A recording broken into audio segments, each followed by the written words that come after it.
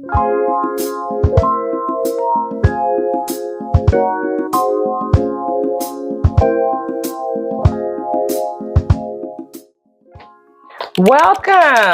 It's your girl Candace, your favorite care conqueror, reporting live from where? Empower to Care. Thank you for joining me for episode 2 of Puzzle Pieces.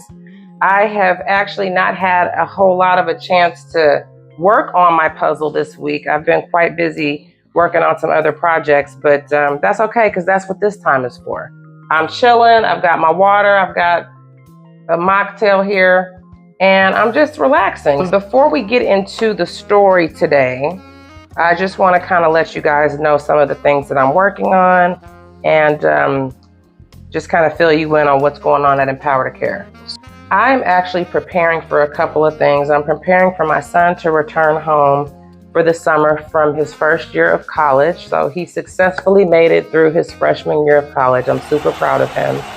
I'm actually also getting ready to speak at an empowerment event. It's a women's empowerment event in Tampa, Florida called the B4A Conference. And that's going to be June the 7th in Tampa, Florida. The description of that event and how you can register if you want to be an empowered woman is going to be in the description of this video. So I would love to meet you all there. If you want to come, if you want to support, I'd love to see you there.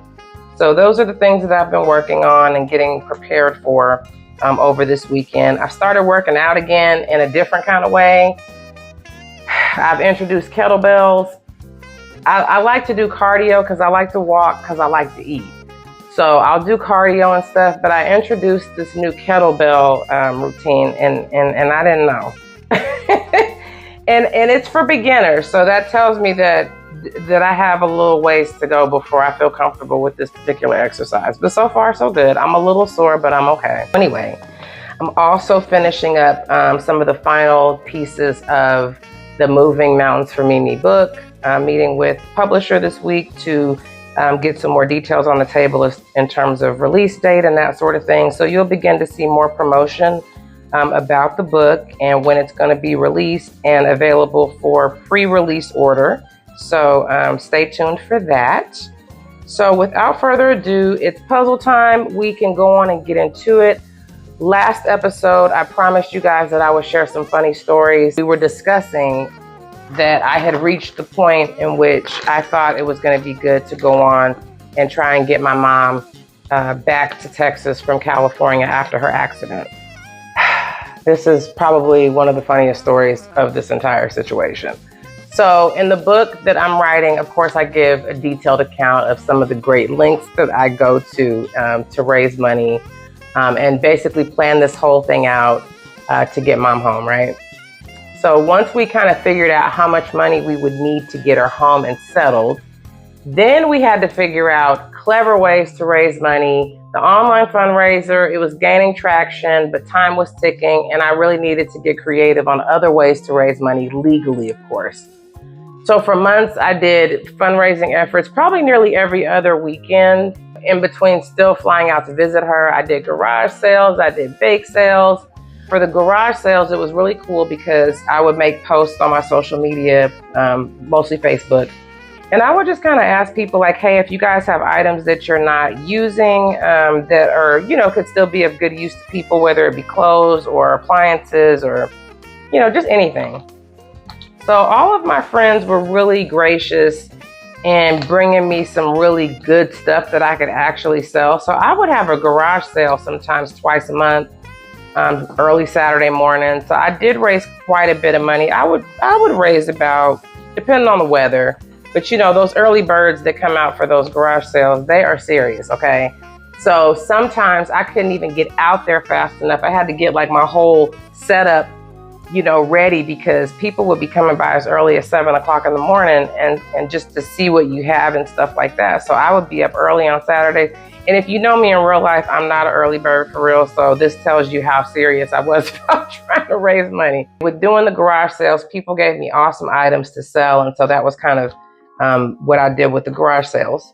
With all of that going on, another really cool way that I thought we could raise money after doing the fish fries and the bake sales and all the things probably my most memorable and unique fundraising effort was Moving Mountains for Mimi presents Spring Fling, the ultimate speed dating event. You know, part of me on some level was being a little selfish. I wanted to, you know, in the midst of all this, like I have literally no time to date or meet anybody in real life, you know, and things of that nature. So I was like, well, let's do the speed dating event. At minimum, you know, people can find love, they can begin to date. It will be fun. We're raising money for a good cause, but it also maybe will create a love connection for, if not for me, for someone else, right? So a good friend of mine was a spoken word artist at the time, and she knew a local MC who had his like own entertainment company, and he would put on events all over the Metroplex in Dallas. So she had shared my story with him and what I was doing, and you know, he met with me. He agreed to host the speed dating event, and we came up with a really cool run of show. He gave me some good pointers on kind of the ways that it would be good to get sponsorship for what I was doing, as well as just, you know, to not have to spend as much money, because, you know, the last thing that you want to do is spend money trying to raise money. You have to spend some money, but you don't want to spend a lot of money because you want to make more than you dished out, right? So he agreed to host the event, and he didn't charge me any. I think he charged me a little bit, but not very much. And then he gave me some pointers about how to source a venue, and kind of what to say in order to get like a good rate, and just kind of negotiate with them on that level. So that was very helpful information. So I was able to find a venue in North Dallas that was willing to have my group come and for the speed dating event, as long as, and he wasn't going to charge me much, as long as we had gotten everything done before their peak hours. So usually like probably around 6 or 7 people would start coming in for whatever their like weekend happy hour was, which was fine. So we had people sponsor some really cool raffle gifts. We had some good bottles of wine. I had a good friend that was a massage therapist, and so she gave us like massage gift certificates. Working in corporate travel, I was able to get like hotel stays sponsored and things of that nature. So we had some really good raffle items. We have been promoting the event online in different ways and things like that. So there was some interest. People had sent some emails. I had gotten a lot, you know, a few RSVPs, mostly from women.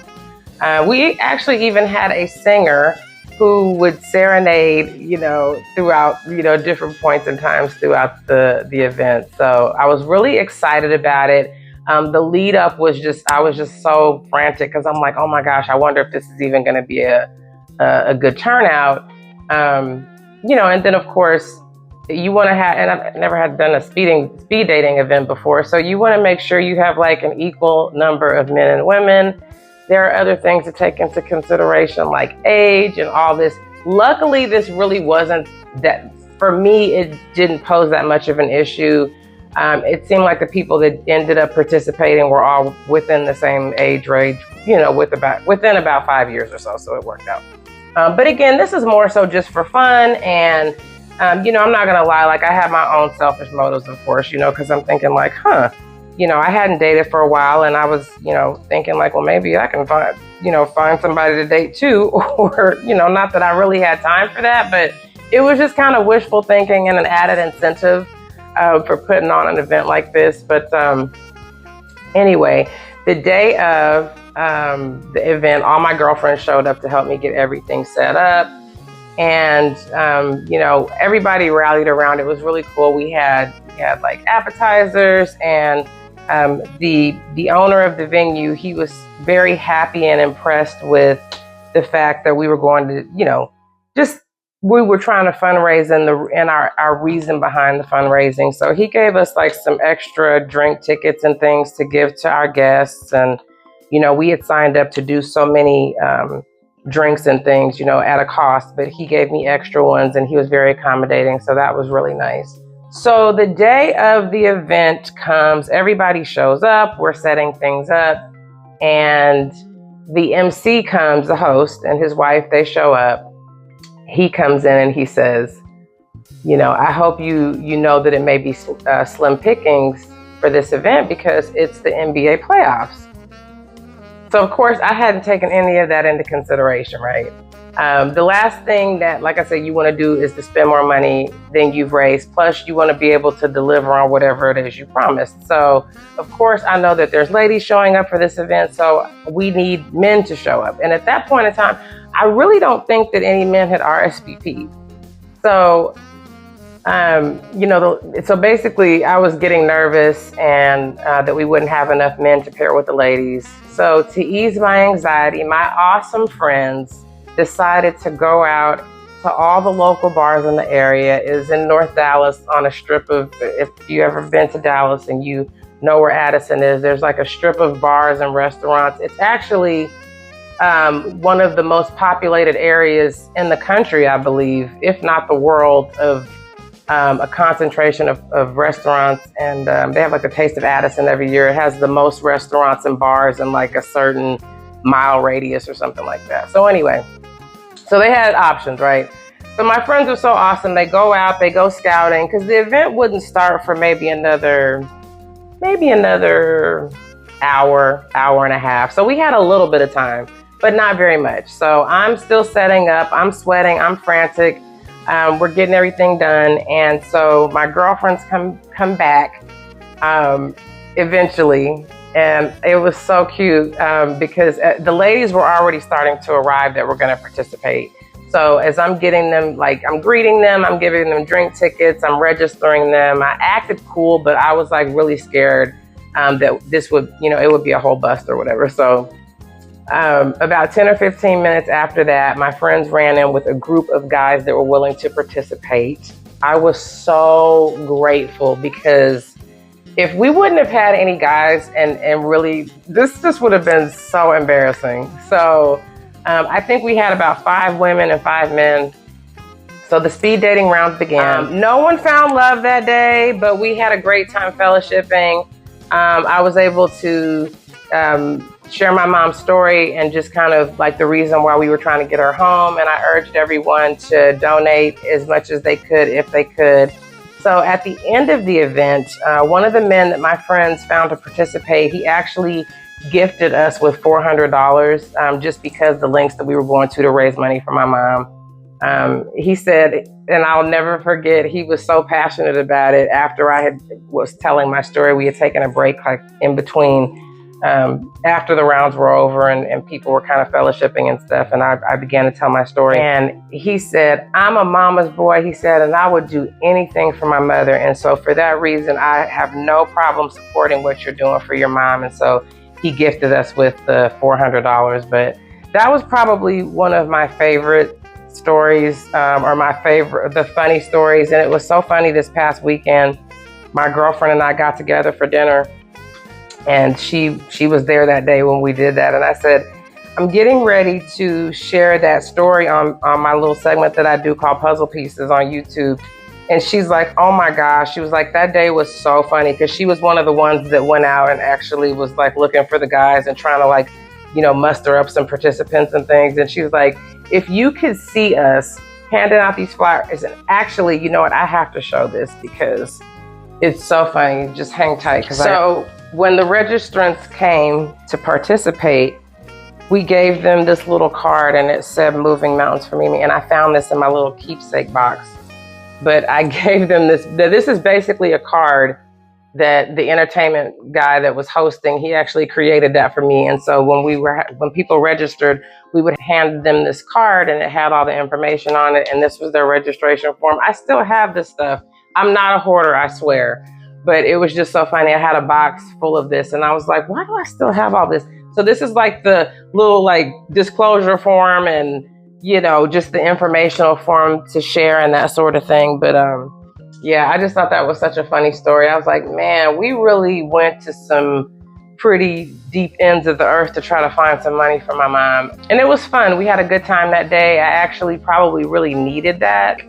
Let my hair down a little bit. Once it was over with, we all had a good laugh and, just had a chance to connect with one another. And although the guys ended up leaving, the ladies, and actually the guys helped us shut some things down too. Like they helped us put the chairs away and just the cleanup of it all. But it turned out to be a wonderful day. So I'm grateful for that. Awesome experience. Don't think I would do that again, but it was fun. Anyway, that is my story for today for Puzzle Pieces. I hope that you guys enjoyed that fun little story. I have some other things to share in our next episode that you will really want to be, especially if you're a caregiver who has experienced quite a few really hard decisions to make in a short period of time. Have a story for you there. So again, always trying to keep it on the light side, but also with the understanding that I'm here to support. Caregiver support, especially for isolated caregivers, is a big deal. And I'm here to support that effort in any way that I can. So if you guys are wanting to set up any sort of meeting or consultation with me, please feel free to reach me at empoweredtocare.com, and there are ways for you to schedule time with me or just see what my services are that I offer for individual caregivers as well as leadership. That is it for today, which I think that it is. I'm going to continue working on my puzzle because it brings me so much peace. And so I hope you guys have a good rest of your week, and bye for now.